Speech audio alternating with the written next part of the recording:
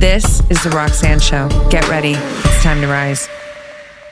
If you ask me, what's the main takeaway, Roxanne, that you want people to get from your work? It's this very simple statement. A lot comes with this, but it's this very simple statement. I want you to trust yourself. And when I say self, I am always talking about your authentic self. And when I talk about the authentic self, I am referring to, well, there's a lot of facets to your authentic self, but the voice of your heart.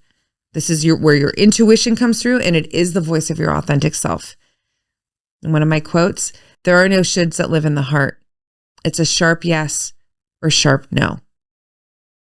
There are no shoulds that live in the heart. To trust the sharp yes and the sharp no is not an easy task. I know, I understand that, but it is the assignment. To trust yourself is absolutely fundamental to living a life that feels good, a life where you can thrive. Let's look at it from a different angle. If your life is filled, if you don't trust yourself, here's what's happening. First of all, you don't even know yourself, like your true self. Second of all, you lack self-esteem. You lack self-love, because self-trust cultivates this connection with yourself. Or let me say it a different way. When you have a true connection with yourself, self-trust can become more activated. Let me paint a really cool picture that's going to make this very relatable. I want you to think about any relationship in your life right now, somebody that you deeply trust. What did you have to do to get to that place? What did that person need to do in your exchange to get to that place where you can trust each other? You probably had to invest time together. There were actions that were, or words that were backed by action.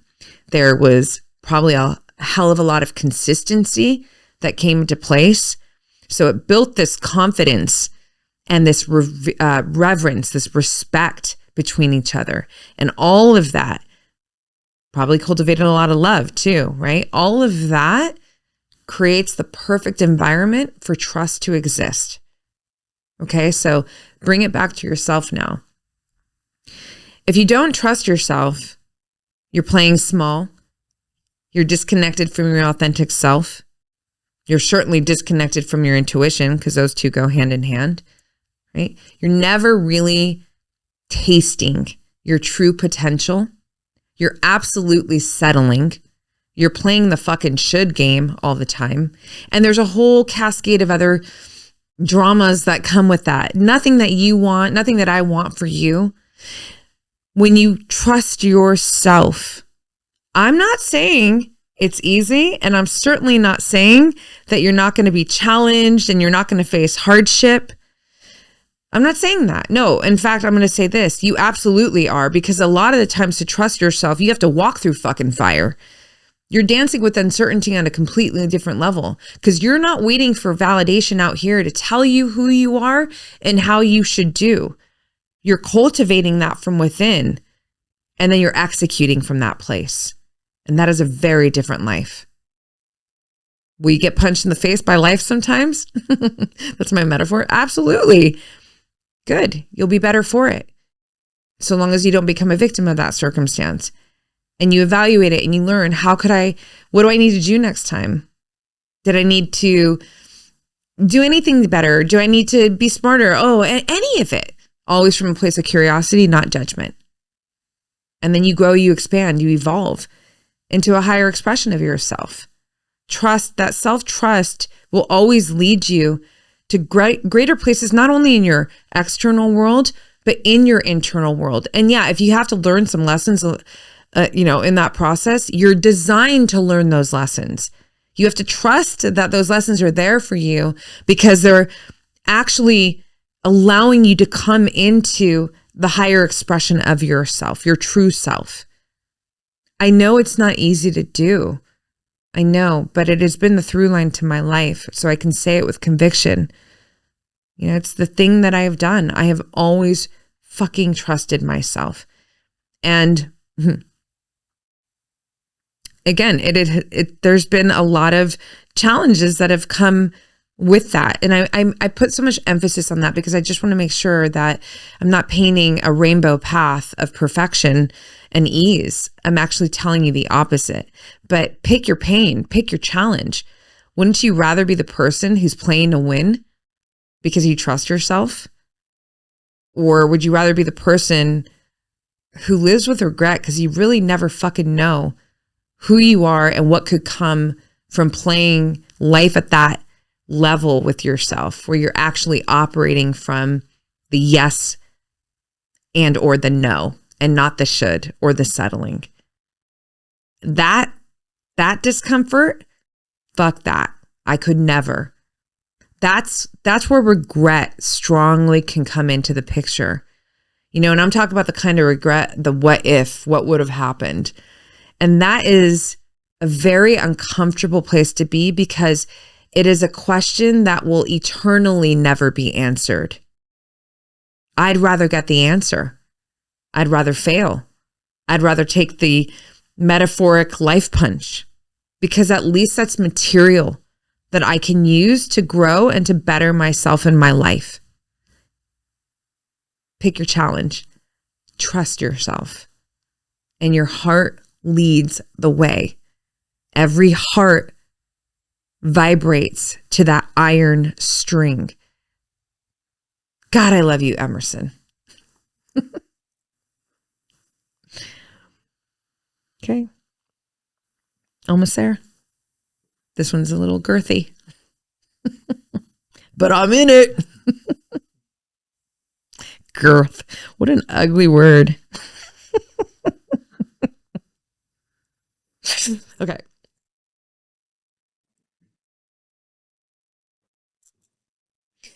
This next one speaks so deeply. I mean, all of these do.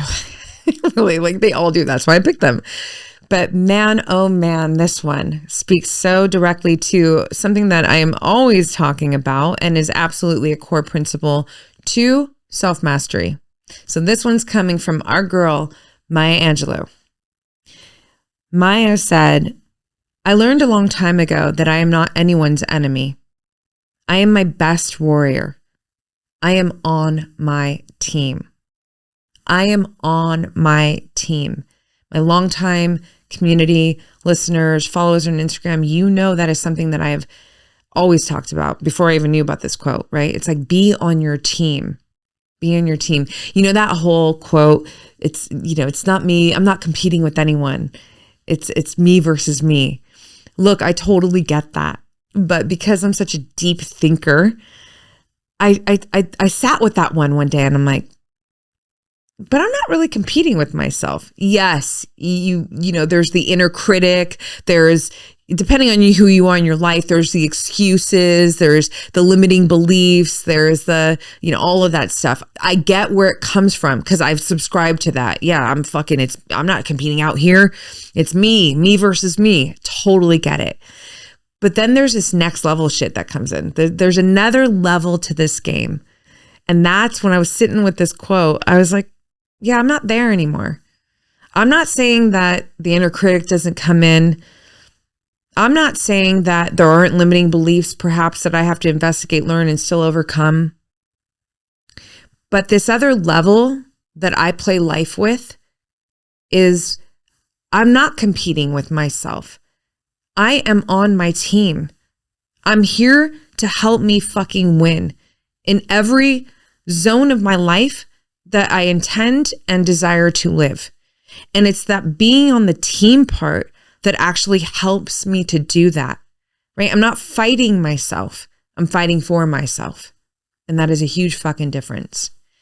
And putting this into the principle of self-mastery, we want to think about emotional fluency. We want to think about the relationship that we have with our emotions. Our emotions are a huge part of ourself, right? There's a very big difference in I'm frustrated or I feel frustrated.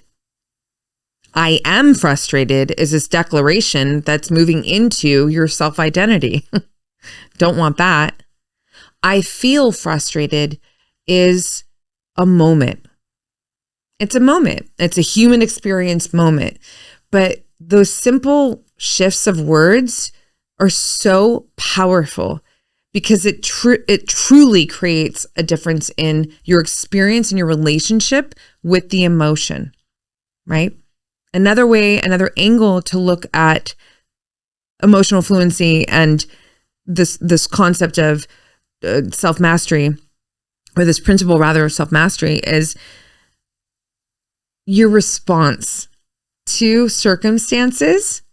And when I say your response, I'm talking about your emotional response to it, right? So I'll never forget this. This is years ago. It was such a cool moment. I'm walking I go outside. I'm so excited. I'd been indoors working all morning. I'm replaying this now. And I live at the beach, and I walk outside to go on a beach walk, and I'm so pumped to finally get outside. And right when I get out there, it starts raining. And I'm like, fuck, no. And I caught myself back up to core principle number 1, self-awareness, because I'm aware of myself. So I can feel, I'm getting frustrated, right? No. And my natural disposition is harmony. I don't walk around feeling frustrated. So it's like an alarm that goes off. I have this thing called the harmony alarm. Like my harmony alarm went off, right? So cue self-awareness. Now come in to this emotional fluency and the relationship with my emotions. What am I feeling right now? Okay, I'm feeling frustrated. Do I want to feel frustrated? No, but I do feel frustrated. So it's a real feeling. Okay, I acknowledge that. I accept that. Okay, so what do you want to do with this feeling of frustration right now? Do we want to keep it going? Is it going to help us do anything? These are like real questions. I'm not being an asshole to myself. It's like, is it going to do something for you? No. Okay, well, so then do we want to pivot this? Do we want to transmute this energy? Can't get rid of it. Don't want to push against it. Do we want to alchemize it into something else? Probably. Okay, so what would that be? How about gratitude? Okay, gratitude for what? I'm grateful that I'm just outside. I've been indoors working all morning. Okay, what else? Can we build on this? It just feels good to feel the sand in my feet and the air, the beach air and salt air. I mean, I guess it's, I'm getting more beach waves. Oh, okay, that's funny. Before I knew it, that frustration turned into actually giggles. I was like, beach waves? Yeah, it's actually true. I'm getting beachy hair right now. That right there, that's emotional mastery. I didn't allow myself to sit in the shit. I was aware of myself. I also didn't try and push against it. I acknowledged, I accepted. Yeah, that was annoying. It was frustrating. Okay, what do you want to do with that now? Right? Ultimately, it comes back to this relationship with yourself. To be on your team means you're actually going to care about how you fucking feel. And it doesn't mean that you are crossing out feelings that don't feel good. It's not emotional bypassing. It's having such an intimate relationship with your emotions and being able to navigate them with more intention, with more awareness. This is mastery.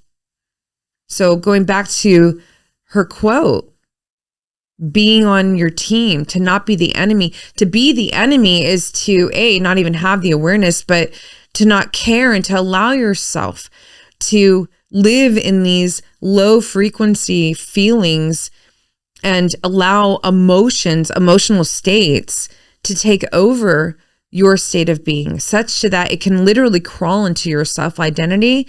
And now guess what? It's actually telling you who you are. That's not mastery. That's an overtake of your emotions. And that is not where we ever want to be. You have agency. You are the one that gets to decide. You can't control your feeling. Like, feelings are going to come, right? But you can absolutely control your perspective and your relationship with them.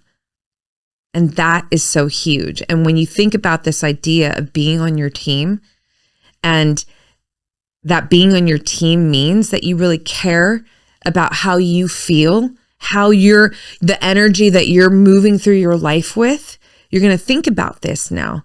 You're going to think about her quote. You're going to think about emotional fluency, and you're going to think about how can I get into more mastery with my emotions.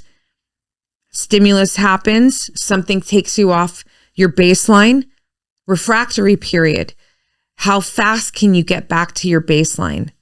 Like you're just normal rest and digest. You're not in fight or flight mode. And of course, the stimulus will dictate that. Some stimulus, like meaning a circumstance or situation, some things might be traumatic, and I'm not overlooking that. So the response to get back to baseline could take more time.